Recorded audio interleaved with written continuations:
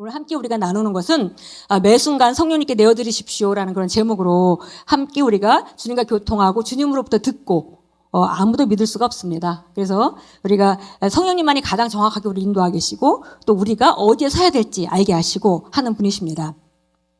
우리가 지난 달에도 함께 나눴죠. 계속 우리가 제가 이제 5가지 우리가 훈련해야 될 그런 상황들에 대해서 우리가 어떤 식으로 우리가 삶을 만들어가야 될지 올해 들어서 5가지를 나눴습니다. 그래서 항상 눈 뜨자마자 기쁘게 선택하는 삶, 다스리는 삶을 살기로 결단하자. 또 항상 우리가 항상 하나님께서 우리를 인도하고 계시기 때문에 어떤 상황이라도 인도하고 계시기 때문에 항상 필요한 것이 예비되어 있다는 것을 에베소 2장 10절에 근거해서 우리가 디바인 데스티니 안에 걷는 사람이라면 모든 예비가 있다는 걸 믿고 살자. 그걸 훈련하자. 그런 것을 우리가 했고요. 성령님께 내어드리는 훈련을 하자. 그리고 끊임없이 매 순간 기도하는 그런 훈련을 하자. 이렇게 몇 가지에 대해서 우리가 그리고 승리의 확신 가운데 우리가 항상 기능하자. 이거를 이제 올해 5가지 훈련 목표로 놓고 기도하고 있습니다.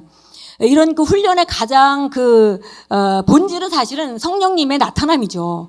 그래서 기본적으로 우리가 늘 나누듯이 하나님께서 우리에게 뭔가 이 땅 안에서 주신 모든 삶을 사는데 결국 우리가 어떤 원리를 얘기하고 어떤 방법을 얘기하지만 그 원리나 방법들은 결국은 성령님의 나타남을 위한 것이지 다른 것이 아닙니다. 성령님이 나타나게 하기 위한 거죠.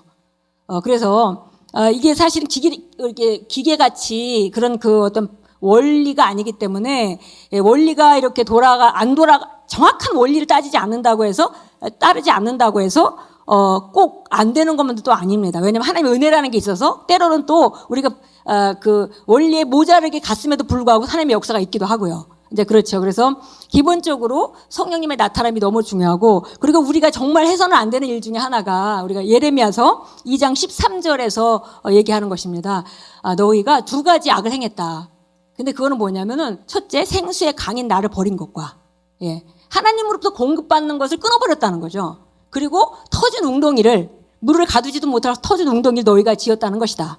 그래서 어떤 상황 가운데서도 우리가 하나님을 의지하고 사는 삶이 돼야지 사람을 의지하거나 아니면 내 방법을 의지하거나 내가 쌓아놓은 만약에 돈을 의지하거나 이러는 것은 하나님 보시기에는 정말 악입니다.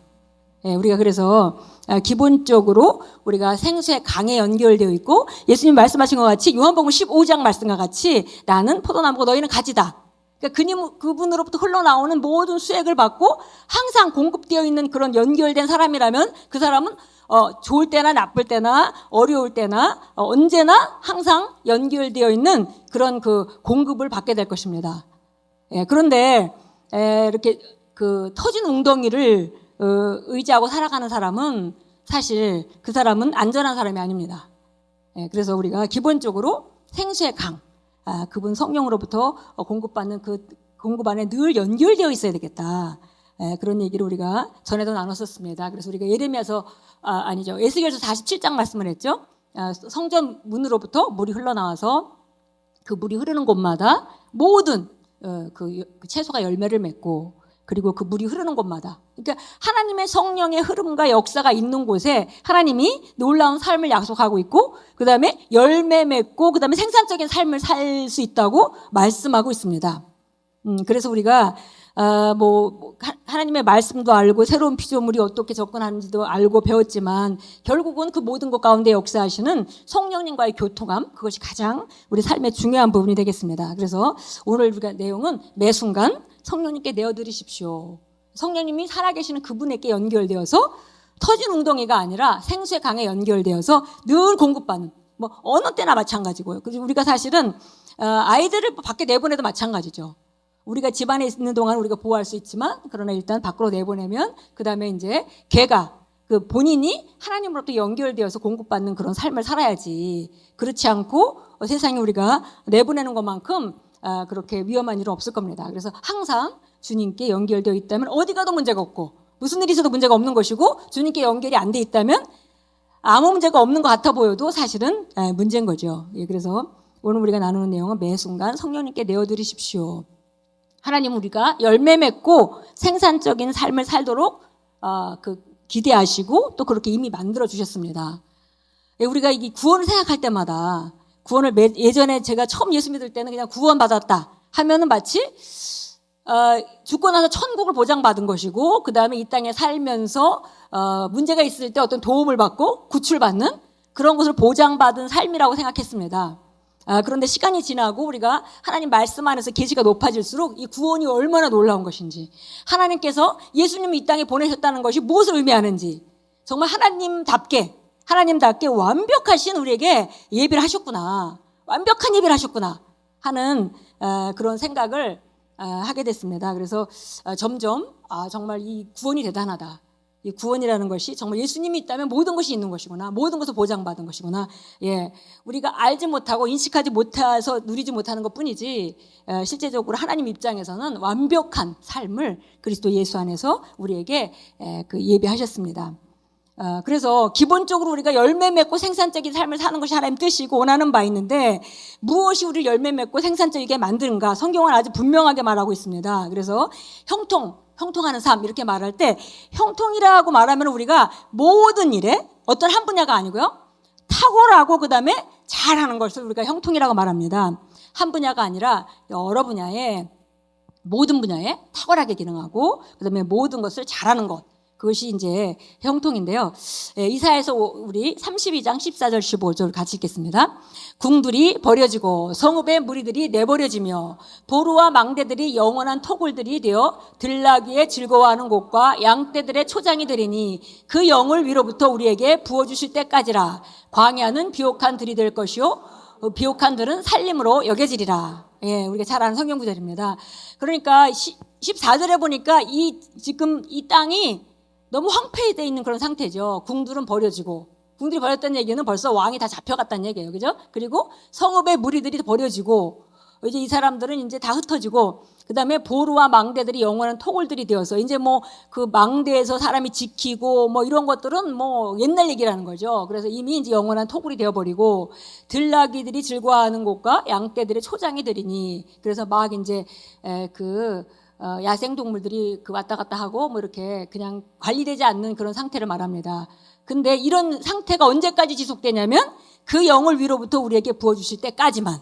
예, 그러니까 그 영을 위로부터 우리에게 부어주실 때 이런 모든 이 황폐함은 끝난다는 거죠. 그래서 광야는 비옥한 들이 될 것이요 비옥한 들은 살림으로 여겨지리라. 그래서 위에서 하나님의 영이 부어지게 되면 그러면 우리 광야는 비옥한 들이 되고, 비옥한 들은 한 단계 더 업그레이드해서 살림으로, 수풀이 많은 그런 나무들이 많은 살림으로 될 것이다, 이렇게 약속했습니다. 그래서 이것은 결국 하나님의 영, 성령이 우리에게 주어질 때 어떤 그 역할인지, 우리가 에스겔서 47장 말씀도 마찬가지죠. 성전으로부터 물이 나와서 그 물이 흐르는 곳마다 정말 놀라운, 물이 흐르는 곳마다 그런 놀라운 그런 일들이 벌어진다고 말씀했습니다. 그래서 그 영을 위로부터 우리에게 부어주실 때까지. 예, 근데 이사야서 10장 27절 우리 같이 읽겠습니다. 한번 같이 보겠습니다.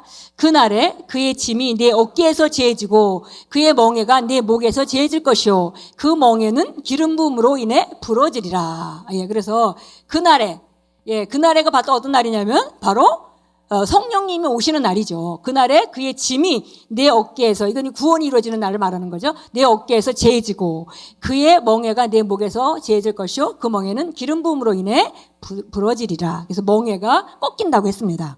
네, 그래서 결국 우리 멍에는 이미 우리가 성령을 받는 날 우리가 멍에는 부서진 것이고요. 그리고 우리가 성령을 받는 날, 이것은 이제 구약이기 때문에 계속 구약 성도들은 우리가 알다시피 하나님의 성령이 위로부터 임해야만 그 기름 부음을 느낄 수 있고 그 기름 부음의 혜택을 볼 수 있었습니다. 근데 구약의 모든 그런 그림들은 그림자예요. 그림자입니다. 그래서 구약으로 다시 돌아가면 안 돼요. 우리가 구원받을 때 우리 거듭나게 되고 성령 우리 안에 들어오셨죠. 그것으로 말하면 우리가 부족함이 없는 기름 부음이 이미 우리 안에 내주하게 됐습니다. 예, 그래서 그들은 매일매일 기다렸어야 되고, 하나님 어떻게 하면 하나님 되게 역사하세요 라고 기다렸어야 하는 그런 하나님의 역사와 하나님의 실제적인 능력인 그 기름 부음을 우리는 우리 안에 완전히 보유하게 된 것입니다. 예, 그러니까 우리가 성령을 받던 날 우리의 황폐함은 이미 끝난 것이고요. 성령을 받던 날 우리의 멍에는 이미 부서졌습니다. 네, 그러니까 이제 우리가 우리 안에 있는 성령님과 잘 교통하면서 그분의 혜택을 잘 받아야 되겠습니다.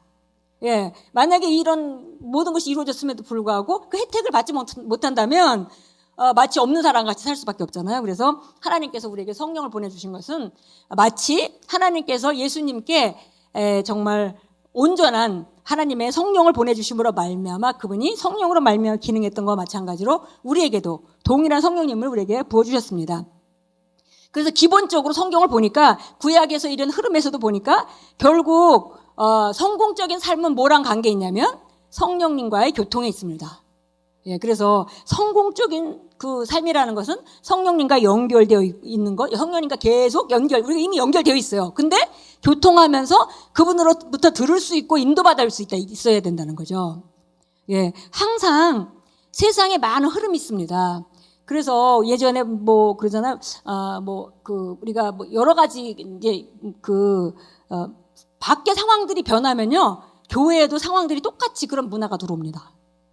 예, 그래서 예전에 보면 미국에서 어떤 무슨 통계를 냈는데 그냥 뭐 여러 가지 많은 상황들이 있겠지만 그냥 우리가 흔히 한 가지 기준으로 해서 미국에서 만약에 이혼율이 세상에서 만약에 높아지면요, 똑같은 비율로 교회 안에서도 높아지고 있답니다.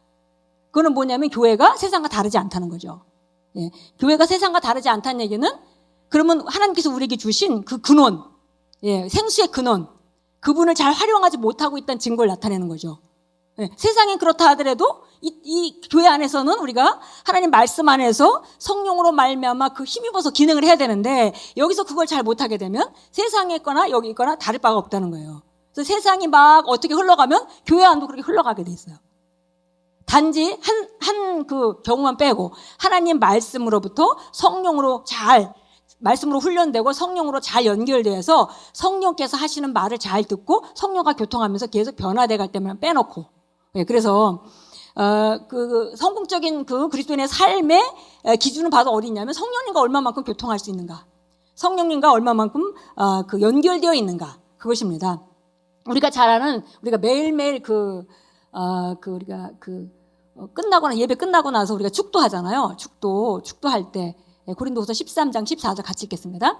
주 예수 그리스도의 은혜와 하나님의 사랑과 성령의 교제가 너희 모두와 함께 있을지어다. 아멘. 예, 그래서 이 세 분이 우리에게 너무 중요하신 분인데 주 예수 그리스도의 은혜는 이미 그분이 공로 없이 우리에게 은혜로 오셔서 그 값을 모두 치르셨기 때문에 이미 예수 그리스도의 은혜는 우리에게 주어졌습니다. 하나님의 사랑도 예수님을 주심으로 말미암아 완벽한 사랑이 표현됐어요. 완전한 사랑, 조금도 부족함이 없는 사랑이 표현됐어요. 이제 지속적으로 남아있는 건 성령님의 교제입니다. 그래서 우리가 우리 시대에 하나님은 성령님이세요.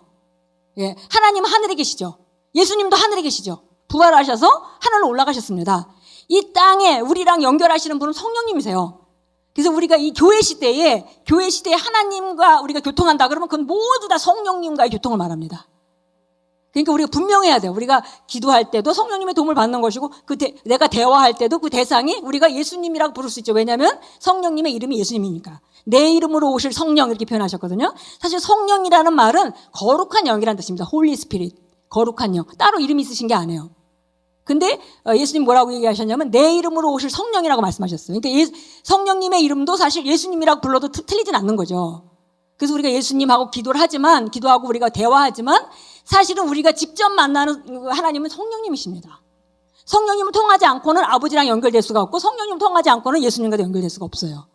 예, 그래서 기본적으로 우리가 성령님 우리에게 가까이 와 계신 분이고 우리 안에 계신 분이고 우리랑 늘 교통하실 수 있는 우리가 만나는 하나님이시다는 거.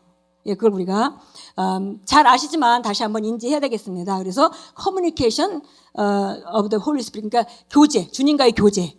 이 커뮤니케이션이라고 하는 거는 교제고 이거는 쌍방입니다. 내가 주님께 말하고 주님이 나에게 말씀하시고, 내가 주님께 말하고 주님이 나에게 말씀하시고, 또 말씀을 들을 때 주님께서 나한테 역사하셔서 내가 뭔가 깨닫게 되고, 또 내가 기도하면서 하나님의 음성을 듣고, 내가 또 궁금한 것도 물어보면 그분이 대답하시고, 이것이 이제 성령님의 교제죠. 이것이 쌍방통행이 잘 되는 상태라야 된다라고 이제 우리가 알아야겠습니다. 과거에 우리가 구약 성경의 어떤 그 종교적인 모델 그런 것 때문에 우리가 신약에서도 자꾸 교회의 그림을 그런 식으로 자꾸 그린 게 우리가 굉장히 그 연약할 수밖에 없었던 그런 이유입니다. 그래서 기본적으로 우리가 주님 안에서 더 강력한 그 삶을 받았는데 그 삶의 비결은 바로 우리 안에 계신 성령님. 예, 그분과의 교통과 그분과 어떻게 우리가 내 삶을 만들어가느냐, 날 도우러 오신 분이니까 그분과 어떻게 내 삶을 만들어가느냐가 우리 삶의 성패를 좌우하는 것입니다. 예, 그래서 예수님이 오셔서 성령님과 교통하시면서 성령님이 시킨 말만 하고, 예, 성령께서 하라고 하신 일만 하고, 나는 정말 아버지께서 말씀하지 않으면 난 말하지 않고 아버지께서 시키지 않은 일을 하지 않는다. 이렇게 말씀하셨어요. 그래서 완벽한 삶을 사셨죠.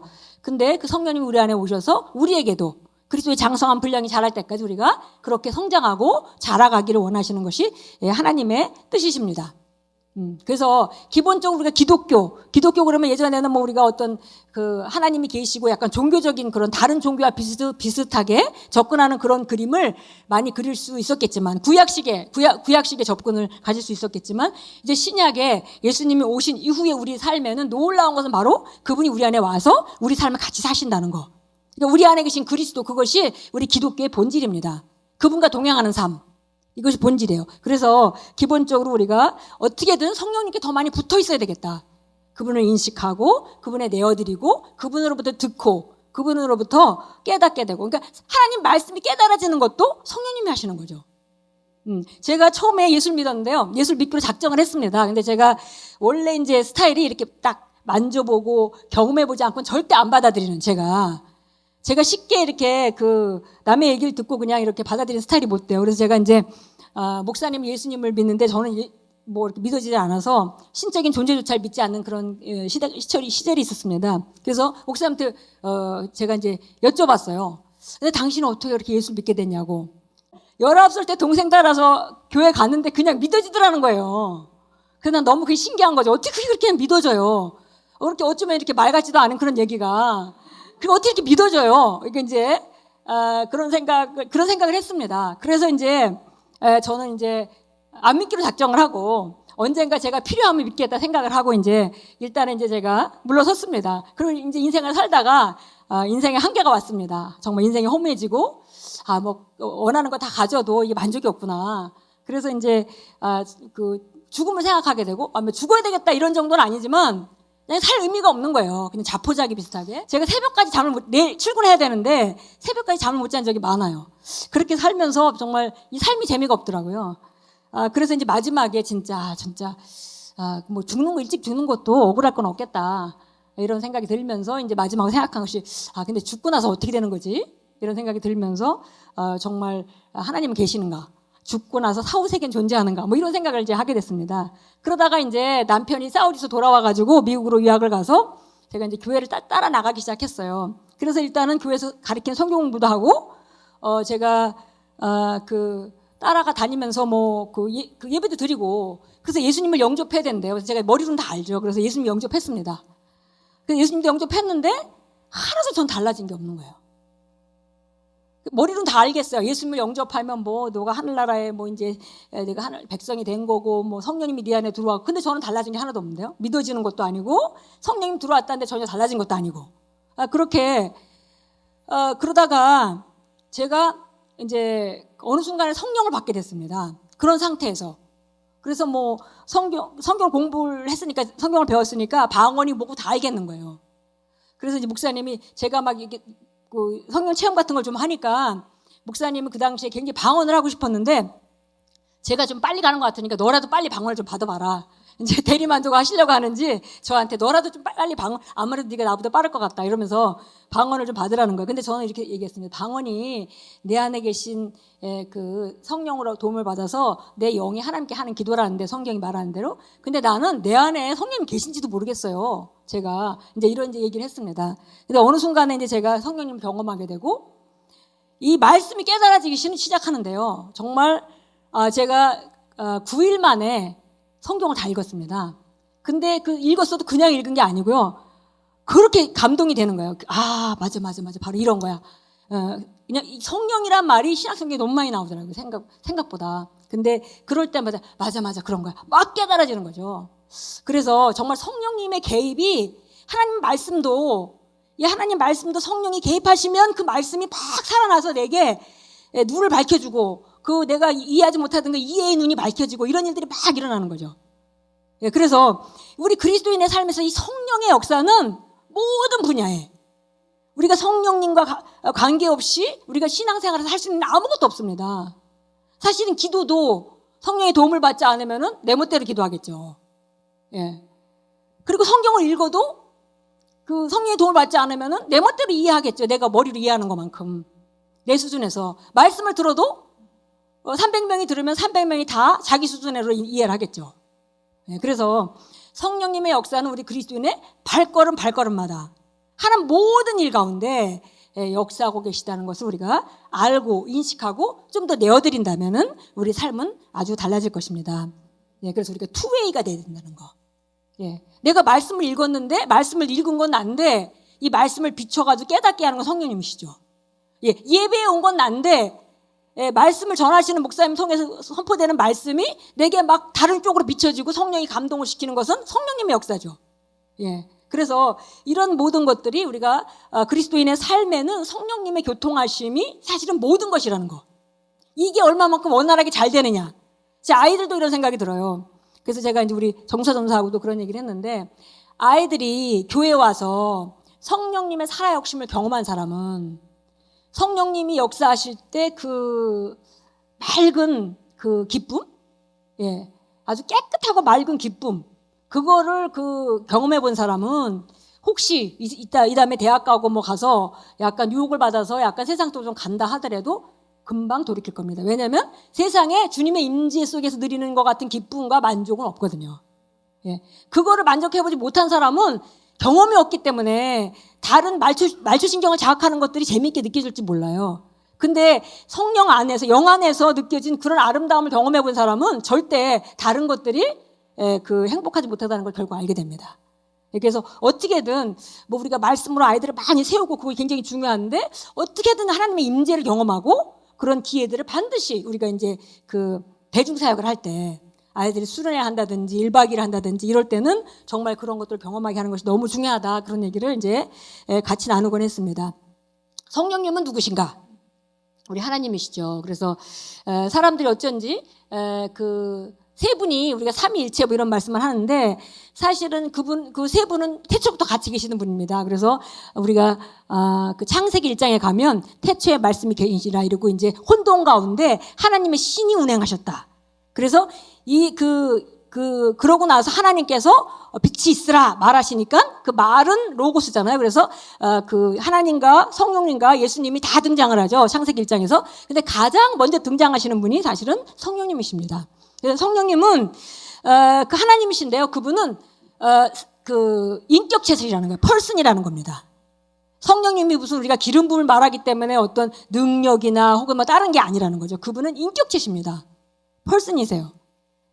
하나님은 펄슨이세요. 그래서 우리가 펄슨으로 대접을 해야 되죠.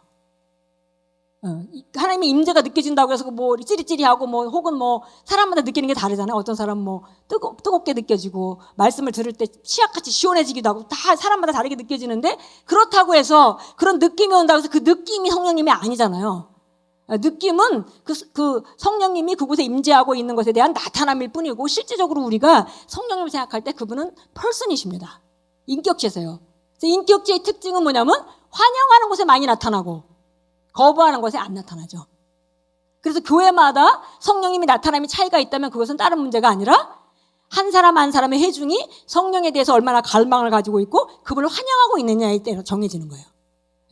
그래서 그분은 인격체시라는 거. 그리고 그분은 하나님의 뜻을 행하시는 분이라는 거. 그래서 우리가 잘 아는 말씀이지만 우리가 다시 한번 성경을 통해서 성령님에 대해서 나누고 그다음에 우리가 삶에 구체적으로 그래서 그분과 교통하면서 우리가 인도받기 위해서 우리가 기본적인 것들을 다시 성경을 통해서 한번 보겠습니다. 요한복음 14장 26절입니다. 같이 한번 읽겠습니다. 그러나 위로자이신 성령을 아버지께서 내 이름으로 보내시리니 그가 너희에게 모든 것들을 가르치시며 또 내가 너희에게 말한 모든 것들을 생각나게 하시리라. 그래서 그러나 위로자이신 성령을 그래서 위로자라고 표현되어 있고요. 그 다음에 이제 여기 그 원어로는 파라클레토스 이름 얘기 많이 들으셨죠? 말씀하실 때도 많이 나오고 그렇게 표현되어 있는데 위로자라고 표현했습니다. 영어로는 컴포터, 나를 이렇게 안정시켜주고 이렇게 위로해주시는 분이라고 이렇게 표현되어 있는데요. 이제 이게 확대 번역본에 가면 여러 가지로 여기서 위로자라고 표현된 이거는 여러 가지 다른 그 의미를 부여할 수 있다, 다른 그 단어로 대체할 수도 있다 하면서 여러 가지를 같이 넣습니다. 그래서 위로자라 하면 내가 어둠 가운데, 걱정 가운데, 근심 가운데, 혼돈 가운데 있을 때 나를 세워주시고 위로해주시는 분, 성령님이 하시는 일이죠. 그다음에 두 번째 상담자입니다. 상담자는 사실 우리가 어떤 전문 분야에 만약에 상담을 받고자 하면 그 사람 찾아가서 상담을 받잖아요. 근데 그 상담자가, 완벽하신 상담자가 바로 우리 안에 계신 성령님이시라는 겁니다. 네, 그래서 내가 무엇을 해야 될지 알지 못할 때, 그때 우리에게 상담을 해주시는 분. 예, 그래서 그분은 우리 상담자십니다. 내 문제에 있어서 그분은 가장 최고의 상담자십니다. 예, 그래서 그분은 우리를 상담해 주시는 분이고요. 그 다음에 도우시는 분, 헬퍼의 특징은 뭐냐면 내가 먼저 방향을 정해야 되죠. 헬퍼의 특징은 나를 막 인도해 가시는 분이 아닙니다. 내가 내놓을 때 인도하시죠. 헬퍼의 특징은 뭐냐면 제가 만약에 우리 집에 헬퍼를 하나 만약에 하루 불렀다. 그러면 내가 하고 싶은 일을 정해줘야 되죠. 저는 이 무거운 짐을 이쪽으로 옮기고 싶습니다. 라고 얘기할 때 그분이 나를 도와주시는 거죠.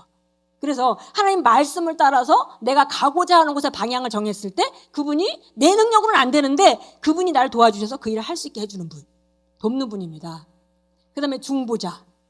예. 때로 우리가 나조차도 내 자신이 어떻게 기도해야 할지를 알지 못할 때 그분이 친히 우리에게 중보자가 되셔서 친히 말할 수 없는 탄식으로 기도를 하신다 그랬습니다. 예. 그 다음에 대기자, 예. 스탠바이. 예. 늘 이게 스탠바이 하면 뭐가 생각나냐면, 전기를 전기가 계속 있어야 되는 그런 기계랑 연결되어 있는 경우에 전기가 만약에 정전이 되면, 곤란해지죠. 그럼 제너레이터가 옆에 기다리고 있다가 전기가 끊기면 대신 돌아가잖아요. 그게 스탠바이 하는 거죠. 예, 그래서 우리가 더 이상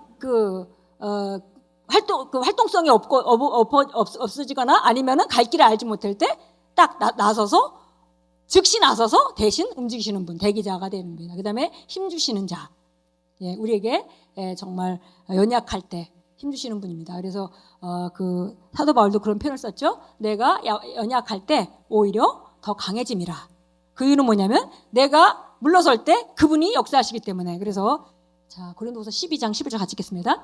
궁핍과 박해와 그러니까 기뻐하노니 이는 내가 약할 때 곧 내가 강하기 때문이라. 예, 그래서 내가 약할 때 곧 내가 강한 자가 된다. 그랬습니다. 그분이 바로 스탠바이 하고 계시다가 내가 내 능력이 끝난 것 같은 곳에서 역사하시기 때문에 나는 내 능력에 제한받고 사는 사람이 아닙니다.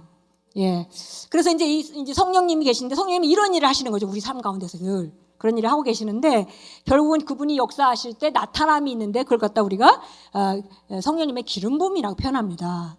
예, 그래서 이것은 기름 부음은 사실은 능력이고 그리고 우리 능력이 더 이상 할 수 없는 곳에 그곳을 초월해서 역사하시는 능력이 바로 성령님의 기름 부음입니다. 그래서 예수님께서도 많은 일을 하셨는데 성경이 정확하게 얘기하고 있어요. 예수님은 바로 이 능력으로 일하셨다.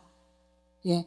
예수님이 병든 자를 고치시고 귀신을 쫓아내시고 기적을 일으키시고 오병이어로 많은 사람을 먹이시고 이 모든 선한 일을 성령의 능력으로 말미암아 하셨다라고 성경이 말해줍니다. 사도행전 10장 38절 우리 같이 읽겠습니다. 사도행전 10장 38절 같이 읽습니다. 하나님께서 나사렛 예수께 성령과 능력으로 기름 부어주셔서 그가 두루 다니시면서 선한 일을 행하시며 마귀에게 억압받는 모든 자를 치유하셨으니 이는 하나님께서 그와 함께 계심이라. 예, 보세요. 성령과 능력으로 기름 부어주셔서 두루 다니면서 모든 일을 행하셨어요. 그래서 억압받는 자를 깨끗하게 치유해 주셨어요. 그런데 하나님께서 그와 함께 계심이라. 그래서 결국은 하나님께서 예수님이 늘 아버지 기뻐하는 일을 했기 때문에 하나님께서 늘 함께 하셨는데 함께 하셨다는 증거는 뭐냐면 성령과 능력의 그 기름 부음의 역사가 늘 예수님을 따라다녔다는 거죠. 그래서 하나님께서 함께 하신 결과로 우리가 성령님이 함께 계속 계시잖아요. 우리랑 함께. 그런 결과로 우리가 사는 곳에서 성령의 능력이 여기저기서 계속 나타나는 것이 하나님이 원하시는 바고 우리가 좀 더 자신을 양보하고 내놓는다면 그 일은 가능하다는 것입니다. 네, 그래서 우리가 좀 더 우리 지혜의 한계를 벗어날 수 있고요. 우리 능력의 한계를 벗어날 수 있고 우리가 영향력의 한계를 벗어날 수가 있습니다. 그것은 그분을 활성화시켜서 그분이 활동성이 있게 내어드리는 것은 바로 우리가 하는 일입니다. 예, 그래서 우리가 거듭나는 순간에 성령님이 우리 안에 들어오셔가지고 우리 영의 거듭난 영이 성령님과 이렇게 하나가 됐죠. 하나가 됐는데 이 성령님은 색깔로 얘기하면 색이 없습니다. 그냥 무채색이세요. 색이 전혀 없으세요. 그러니까 결국은 내 혼적인 생각에 만약에 노란색이 들어있다면은 내 안에 계신 성령과 함께 내 속사람은 노란 색깔을 낼 수밖에 없습니다. 파란색이 내가 그 혼적인 영역에 파란색으로 물들어 있는 사람이라면 파란색을 낼 수밖에 없어요. 근데 말씀을 통해서 내가 점점점 물렀을 때 하나님 말씀과 똑같은 성령님과 똑같은 색깔로 자꾸 변하겠죠. 점점점 색깔이 없어지는 거죠. 그래서 어떤 분야에 내가 예수님과 완벽하게 똑같은 색깔을 한다면 나는 예수님의 색깔을 나타내는 자입니다. 그래서 내 안에서 점점점 그리스도가 온전해질 때 그거를 사도 바울은 그리스도의 형상이 너희 안에 세워지는 길을 위해서 내가 해산하는 수고를 다시 한다. 그리스도가 형성되기를 위해서 내가 너를 거듭나게 하려고 전도하려고 영혼을 구원할 때 내가 정말 해산하는 수고를 했는데 다시 한번 너희 안에 그리스도가 형성될 때까지 내가 해산하는 수고를 다시 한다. 이런 표현을 썼습니다. 그래서 우리 안에 점점 그리스도가 형성되는 거죠. 그런 모든 과정 가운데 우리가 어떤 수준에 있든지 성령님의 도우심을 받을 수 있습니다. 그래서 디모데 후서 1장 6절을 보겠습니다. 여기 사도 바울이 디모데에게 이런 얘기를 했습니다. 같이 읽겠습니다. 그러므로 내가 너를 일깨우는 것은 나의 안수함으로 내 속에 있게 된 하나님의 선물을 부릴 듯이 일어나게 하려 함이라. 하나님께서 우리에게 주신 것은 두려워하는 영이 아니라 능력과 사랑과 건전한 생각의 영이라. 그래서 보니까 내가 너한테 다시 리마인드 시키는데 내가 안수할 때 내 속에 있는 그 하나님의 선물 있잖아. 그거를 부릴 때 일어나게 해라. 마치 이게 스터럽해라 이런 표현이 되어 있습니다. 그래서 스터럽이라는 건 뭐냐면 우리가 뭔가 이렇게 어떤 침전물이 이렇게 가라앉아 있을 때 슬슬 이렇게 저어가지고 이것이 위로 올라오게 하는 것 같은 그런 젓는다 이런 뜻이죠. 그래서 부릴 때 일어나게 하는. 우리 안에 잠자는 것 같이 성령님이 계시는데 이분이 활성화될 수 있도록 우리가 그분을 활성화되도록 우리가 흔들어 깨우는 것. 마치 활성화되도록 우리가 자리를 내주고 이것이 막 활동하실 수 있도록 자리를 내드리는 거. 이거를 우리가 부릴 때 일어나게 하라 그랬습니다. 그래서 우리 안에 항상 하나님의 성령이 이렇게 부릴 때 일어날 수 있는 그런 준비가 돼 있으면 우리가 언제든지 활용할 수 있는 거죠. 그런데 그것이 만약에 잠자듯이 그냥 한쪽에 잠자듯이 가만히 있고 나는 그냥 내 혼 쪽으로만 생각하고 막 살아간다면은 나는 세상 사람과 똑같이 살 수밖에 없습니다. 그래서 그분을 일깨워서 그분이 항상 나를 주관하고 있으면 내가 잘못된 말을 할 때 너 그 말 틀렸어라는 걸 알게 됩니다. 왜냐면 그분이 나한테 개입하고 계시기 때문에. 근데 내가 이분을 그냥 눌러놓고 그냥 한쪽 구석에 밀어놓고 내가 혼자 생각하고 내 논리로 생각하고 이건 이렇게 되지 저건 저렇게 되는 거야 라고 결정하고 나가면 이분은 아무 말씀 안 하세요. 그럼 나는 그냥 잘못되는 건지도 모르고 내가 잘못하고 주님이 기뻐하시지 않는 일을 하는지도 모르고 막 그 길로 가는 겁니다. 그런데 성령께서 활성화돼서 나를 이렇게 주관하고 있으면은 제가 잘못된 일을 했을 때 금방 체크가 오죠. 그분이 활성하고 계시니까 그분이 활동을 하시니까요. 내 안에서. 그래서 우리가 이제 이렇게 부릴 때 일어나게 하는 작업을 해야 되는데 우리가 다 아는 방식입니다. 그러면 어떻게 우리가 이분을 활성화시킬 수 있냐? 우리가 잘 아는 거죠. 첫째, 영 안에서 기도하는 거, 방언으로 말하는 거죠. 그래서 고린도전서 14장 말씀과 같이 우리가 방언으로 기도하는 사람은 자기 덕을 세운다. 그래서 자기 속사람 팍팍팍 세워간다. 그래서 믿음으로 기능하게 된다. 어떤 사람이 믿음이라는 것은 하나님 말씀에 따라서 안에 형성되는 거죠. 그래서 우리가 기본적으로 구원받을 때 어느 일정 분량의 믿음을 받지만은 그걸 가지고 더 많은 정보, 지식을 가지면서 더 다른 분야로 우리가 믿음을 확장시켜가고 또 같은 분야의 믿음이라 하더라도 자꾸 사용하면서 더 강하게 만들어가고 이렇게 해야 되는데 우리 각자가 다 어느 수준인가 있을 겁니다. 저도 제 수준이 있을 거예요. 근데 제가 이제 말씀을 더 많이 듣고 더 많이 이걸 사용한다면은 더 강해지고 더 확장되겠죠. 근데 제 수준에 있는데 제가 항상 제 수준의 가장 높은 차원에서 기능하는 건 아닙니다. 그래서 어떤 때는 똑같은 감기가 와도 한 번만 쫓아도 싹 그냥 쫓지 않고 대적하는 마음만 먹어도 감기가 탁 물러가는 때가 있는가 하면 어떤 때는 한 번에 안 돼서 또 기도를 해야 되는 쪽도 있잖아요. 그건 뭐냐면 내가 항상 최고로 기능하고 있지는 않다는 거죠. 근데 우리가 방언으로 기도하면 영이 스트럽돼서 영이 활성화되는, 내가 아는 한도 내에서 최고의 영이 활성화되는 상태에 이르니까 내가 최고의 믿음 안에서 기도할 수 있는 거죠. 예, 그래서 우리가 먼저는 방언으로 기도할 때 영이 스트럽됩니다. 두 번째, 우리가 말씀을 고백할 때. 예, 말씀을 고백할 때 영적으로 좀 감지가 있는 사람이라면 말씀 고백할 때 내 가슴에서 막 힘이 나는 걸 느낄 거예요. 그거는 뭐냐면 내 안에 성령께서 막 활동하고 계시고 그분이 나에게 영향력을 미치고 있기 때문에 그렇죠. 그래서 말씀으로 선언할 때 우리가 흔히 말하는 묵상이라고 말하는 것입니다. 그 다음에 우리가 잘 알죠. 우리가 경배하고 찬양할 때. 경배하고 찬양할 때 성령께서 우리를 그 임재가 부릴 듯이 일어나셔서 우리를 다 우리 가운데 역사하시죠. 그래서 시편은 이렇게 표현했습니다. 찬양 중에 거하시는 하나님의 임재가 찬양 중에 나타난다는 거죠. 찬양과 경배할 때 그분의 영이 활성화돼서 영이 활동하십니다. 그래서 우리가 찬양과 경배할 때 있고요. 또 한 가지 우리가 늘 우리 현 실생활에 우리가 해야 되는 것은 그분을 인식할 때, 예. 그분을 인식할 때, 그분이 아까 말씀드렸죠. 펄슨입니다. 인격이기 때문에 환영하는 것이 나타나요. 예. 우리가 만약에 인격 있는 어떤 사람이 우리 집에 찾아왔는데 내가 한두 번 그분을 박대하면은 그 사람은 더 이상 우리 집에 오고 싶지 않을 겁니다. 근데 내가 정말 올 때마다 친절하게 하고 하면은 따뜻한 마음으로 하면 그 사람 우리 집에 자꾸 오고 싶겠죠. 예, 마찬가지로 성령도 마찬가지입니다. 펄슨이기 때문에 우리가 인식하고 내어놓는 것만큼 역사합니다. 예, 그래서 우리가 그분을 인식할 때, 예, 그리고 우리가 우리 에베소서 5장 우리가 18절부터 한번 보겠습니다. 여기 잘 나와 있죠. 우리가 어떻게 우리 안에 있는 성령님을 활성화시키는지 잘 얘기하고 있습니다. 술 취하지 말라. 그것은 방탕한 것이니 오직 성령으로 충만하라. 시와 찬송과 영적인 노래들을 지어 말하고 너희 마음으로 주께 노래하며 아름다운 곡조를 만들고 항상 모든 일에 우리 주 예수 그리스도의 이름으로 하나님 아버지께 감사를 드리며 하나님을 두려워함으로 서로 복종하라. 여기 사실은 다 나와 있어요. 술 취하지 말라. 이게 술 취하는 거하고 성령 활성화된 성령 가운데 기름 부음 가운데 거하는 거하고 아주 증상이 비슷합니다. 예. 그래서 우리가 기도할 때 성령 충만해지면은 약간 술 취한 사람 같이 약간 이 머리가 팍팍 돌아가질 않고 약간 굉장히 단순해지고 이 다른 임재 가운데 있죠. 마치 약간 제 감각이 약간은 이렇게 제한받는 것 같은 이제 그런 상태에 머물게 되잖아요. 근데 그게 술 취한 거하고 성령에 취한 거하고 아주 비슷해요. 그래서 이제 비교를 했습니다. 술 취하지 말라. 그것은 방탕한 것이니 오직 성령으로 충만하라. 특징이 비슷합니다.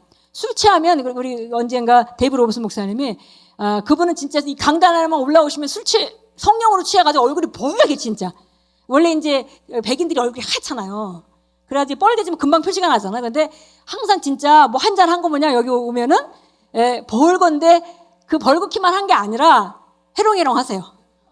그래서 제가 처음에 가서는 별로 안 좋아했어요. 맨 처음에 데이브 로버슨 목사님 교회 가지고 목사님이 은혜 받는다 거기 가서 은혜 받자는데 우리 보라 하고 저는 좀 너무 심하신 것 같아. 근데 우리도 저렇게 될까 봐. 근데 사실 그렇게 되면 너무 좋은 건데 그때는 처음에 우리가 저렇게 될까 봐 난 안 가고 싶다고 처음에 그랬었어요. 근데 진짜 마치 술 취해서 이렇게 나를 지배하듯이 감각이 둔해지죠. 그렇듯이 우리 감각이 둔해질 만큼 성령께서 똑같이 우리 지배하십니다. 그래서 술에 계속 어떤 사람이 술 취해서 계속 우리가 지금 성령에 계속 취해 있고 싶은 거잖아요. 그러면 어떤 사람이 성령에 계속 취해 있고 싶으면은 어떻게 하면 되겠어요? 술을 쉬지 않고 마시면은 깰만 하면 또 마시고 그러면 계속 취해 있잖아요. 마찬가지. 우리가 똑같은 마찬가지입니다. 우리가 정말 계속 우리가 무시로 기도하는 걸 요즘에 훈련하고 있잖아요. 근데 무시로 기도하고 그다음에 시간만 나면 찬양하고 여러 가지 여기 몇 가지가 나와 있어요. 시와 찬송과 영적인 노래를 지어서 서로 하나님을 찬양하고 서로 주고받고 이렇게 아름다운 곡을 만들고 이렇게 새 노래를 만들고 이런 것들이 성령의 충만함을 받고 충만한 가운데 거하는 방법이다 얘기했고요. 근데 그것만이 아니라 또 몇 가지 같이 얘기합니다. 항상 모든 일에 우리 주 예수 그리스도의 이름으로 하나님 아버지께 감사하고 감사하는 말이 끊이지 않는 곳에는 성령께서 역사하십니다. 예. 거꾸로 우리가 불평하고 어쩌고 저쩌고 이렇게 하면 그러면은 성령의 역사를 우리가 제한하게 되죠. 근데 감사를 드리라 그랬고요. 그다음에 하나님 아버지 그 하나님을 두려워함으로 서로 복종하라. 경외하는 삶이 성령님 안에 계속 지속적으로 살게 합니다. 예. 그래서 우리가 막 마음에 누군가를 미워하고 막 그런 마음이 있으면 그거는 성령이 그 활성화할 수 있는 그런 상태가 아니에요. 우리가 그런 걸 딱 붙잡는 순간 성령의 역사는 샥 도로 빨려 들어가서 우리 안으로 이렇게 감춰지게 될 겁니다. 왜냐하면 우리가 선택하는 거기 때문에 장을 의의 병기에 내들이나 불의의 병기에 내들이나 결정하는 거기 때문에 그래서 우리는 바른 것을 계속 보고 주님께 감사하고 경외하는 삶. 경외하는 삶이 어떤 사람이 기도는 많이 하는데 삶을 엉망으로 뭐 남 무시하고 남 미워하면서 용서하지 않고 그렇게 산다. 쓴뿌리 갖고 산다. 그러면은 그 사람은 성령님이 지속적으로 임재할 수가 없어요. 그래서 굉장히 중요한 일입니다. 그래서 이런 것들이 바로 정확하게 이제 나와 있죠. 그래서 하나님을 두려움으로 서로 복종하는 경외하는 삶이 성령님이 지속적으로 우리 삶 가운데 역사하는 그런 방법입니다. 그래서 우리가 다 아는 내용인데요. 다시 한번 우리가 다시 한번 성경을 통해서 한번 보고 다시 우리 삶에 다시 한번 그분을 많이 환영하고 또 순간순간 그분이 나타나기 위해서 그러니까 잠자기 전에도 뭐 오랫동안 무슨 어떤 율법 속에 막 기도한다 그게 아니다 하더라도 그냥 잠들기 전에 우리가 영적 모드에 들어가서 주님께 감사하고 그렇게 하면서 주님 오늘 밤에도 이 밤에도 저한테 하실 말씀 있으면 하세요.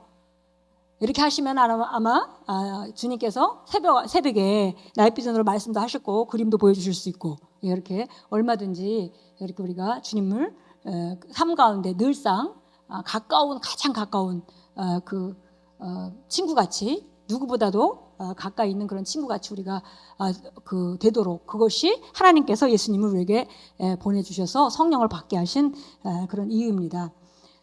그냥 우리가 결단을 할 때 정말 가장 첫 단계는 내가 중요한 일을 할 때 항상 성령의 확신을 받고 우리가 자연적인 영역에서 어떤 걸 결정할 수 있죠. 그러나 결정한 후에는 반드시 결정해서 완벽하게 그걸 결정하기 전에는 반드시 성령께 물어보고 성령에게 귀 기울여보고 확증을 받고 움직이는 그런 상태로 간다면은 우리 삶이 성령님께 더 많이 노출될 수 있을 거고요. 그 다음에 이제 순간순간 조금 더 기도가 좀 활성화되면은 순간순간 그분과 교통할 수 있습니다.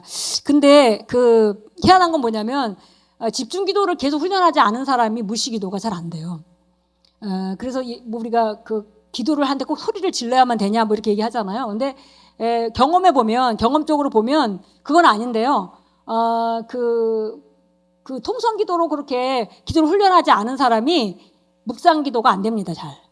예, 영적인 기도가 잘 안 되죠. 그래서 이제 그런 과정이 있을 수 있습니다. 그러나 우리가 항상 언제든지 중요한 것은 그분과 교통하면서 말씀을 읽을 때도 주님 제가 오늘 따라서 이 말씀을 읽는데 이 말씀에 따라서 이 말씀을 성령님께서 비춰주시고 그 다음에 이해의 영을 주세요.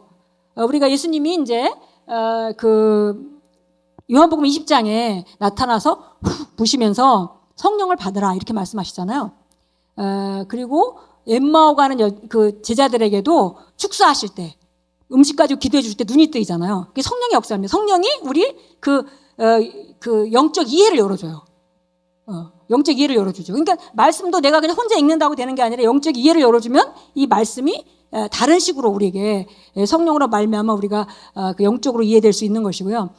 그리고 우리가 지난 주일날 주일날 읽었던 말씀과 같이 이 또 한 가지 성령이 역사하시는 그런 거는 바로 우리가 메시지를 들을 때입니다. 메시지를 받을 때. 그래서 예수님도 누가복음 5장에서 우리가 읽었죠. 예수님께서 가르치실 때 그곳에 치유하는 능력이 그곳에 임재해 있더라 그랬습니다.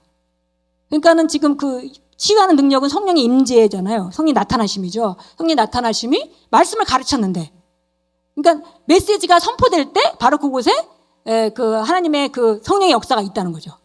그래서 우리가 이런 것들을 구체적으로 좀 더 이렇게 더 환영을 한다면 우리가 말씀을 들을 때도 좀 더 효과적으로 또 우리가 기도할 때도 좀 더 효과적으로 기도할 때도 정말 내가 원하는 걸 기도하는 것이 아니라 주님 정말 제가 이 문제를 놓고 기도하기 원합니다. 그래서 방언으로 기도하고 그다음에 제 기도를 인도해 주세요라고 우리가 내어놓는다면 좀 더 효율적인 기도를 할 수 있을 것입니다.